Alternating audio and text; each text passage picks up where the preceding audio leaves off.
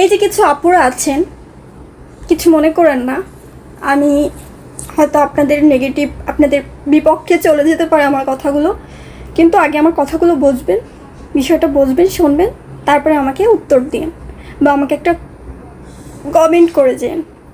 বিষয়টা হচ্ছে, আপনারা বয়ফ্রেন্ড চালান বা হাজবেন্ড চালান, বলতে গেলে এটা টাকা দিয়েই আমি বুঝাচ্ছি, অর্থ দিয়ে চালাচ্ছেন, এটাকে কিন্তু রেড ফ্ল্যাগ বলে। এটাকে কিন্তু কোনো সম্পর্ক বলে না।